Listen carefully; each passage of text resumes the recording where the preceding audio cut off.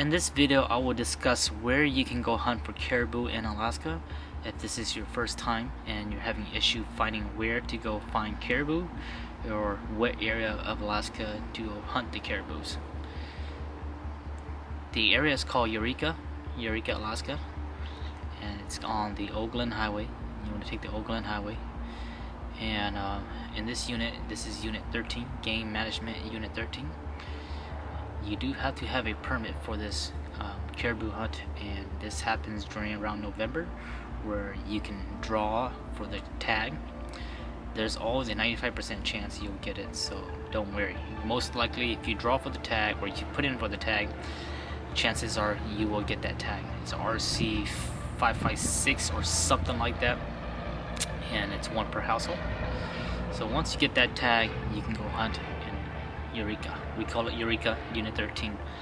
But where exactly do you go, and what exactly do you need? First and foremost, we'll talk about what you need. You actually need an off-road vehicle, unless you want to do this by foot, which I highly recommend you don't do it. So these are your off-road vehicle options, and I'm going to recommend you guys what's the best depending on what your budget is.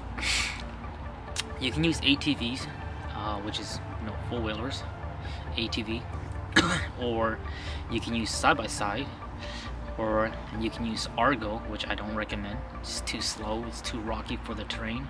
Don't use an Argo. Or you can use an off-road vehicle like a truck that's been lifted with lockers, tires, and stuff like that.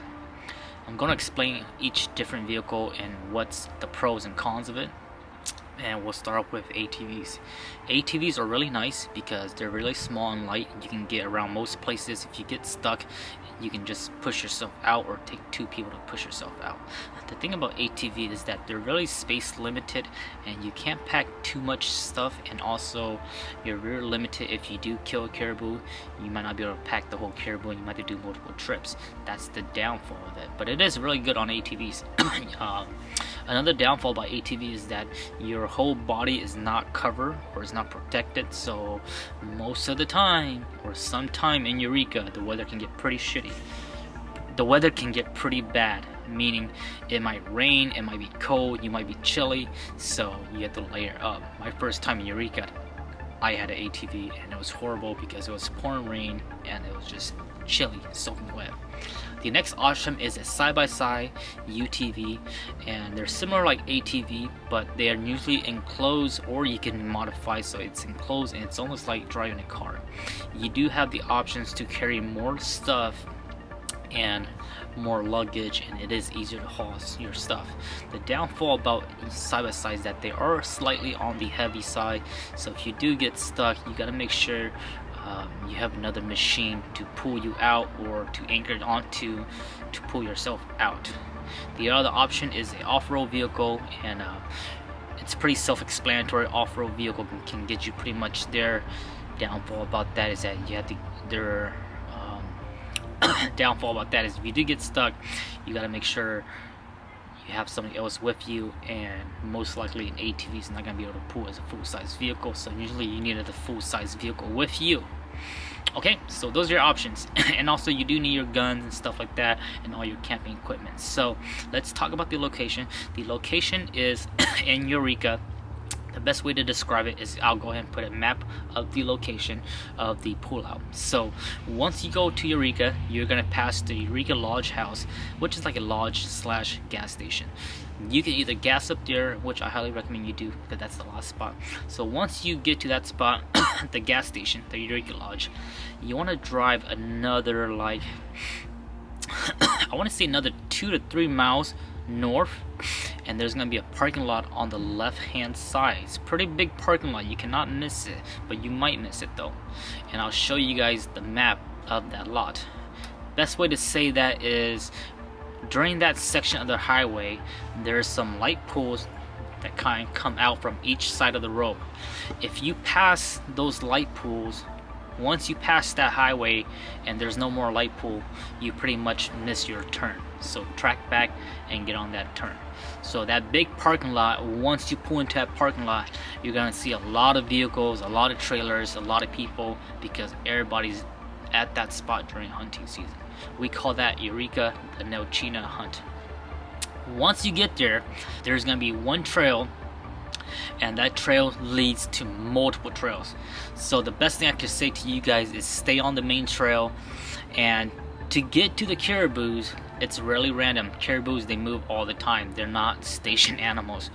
But if you follow the main trail, you have to go almost about 20 miles in before you might even see anything. So that's how it is. Sometimes you might have to go further, like 30 miles in. So think about that. 30 miles doesn't sound a lot, but when you're using your ATV and you're going at a slow pace, that can be a 4 to 5 hour ride. So this is how you should hunt, or how some people hunt. They park their main vehicle at the parking lot. They load up all their vehicle. They load up all their ATVs, side by side, whatever they're using, their off-road vehicles. They load them up with their camping gear, food, water supplies, hunting gear, and then they take on that trail. They'll go on that trail, and they'll go camp out there until they get their caribou. I have seen some people that stay at the camp, wake up for the day, go out and try to go hunt, and if they don't get nothing, they come all the way back to their base camp, which is that big parking lot. That's a good way to do it, especially people that have motorhome, but it is a lot of time consuming because you are going about almost 15 to 20 miles into the trails, and then if you don't get nothing, you have to track back. So that's why side by sides are really good, because you can pack all your stuff, all your gears and essentials, and go out there for a day or two until you get your caribou. The terrain's pretty easy for the most part. To get to all the caribous is pretty easy. If you go with multiple people with four-wheel drive, you should be fine. I want to say that there's mostly the terrain out there is all tundra.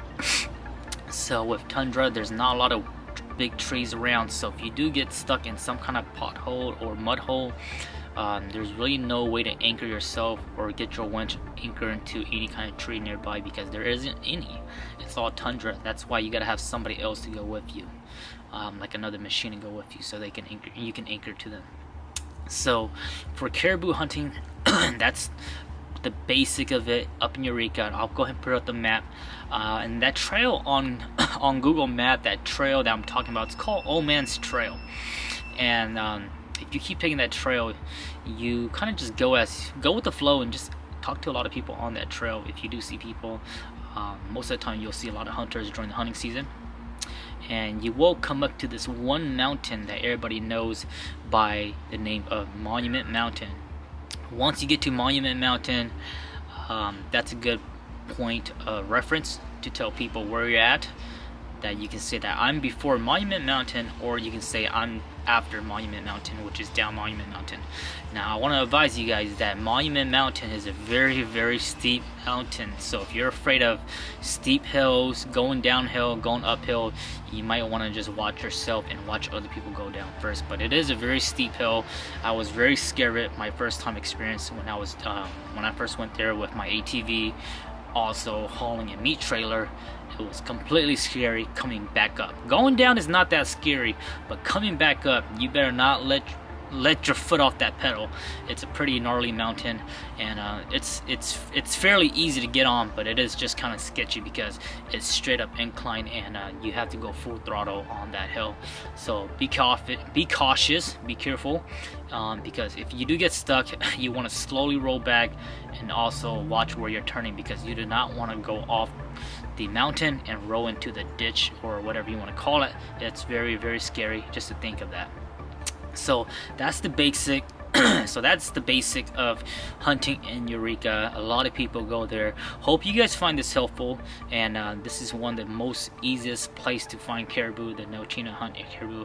But please make sure you check with your regulation, because you do need a permit along with your hunting license. It's not like any other hunt where you just need your hunting license and then you can just hunt. It's not like that. And also during that unit, it's also a unit where if you were born after a certain year, I want to say like 1986 or 87, don't quote me on this, but if you were born after a certain year, you have to take a hunter education course to even hunt there. So make sure you do that. You can do that online, and you can find more info about that online and reading through the regulation.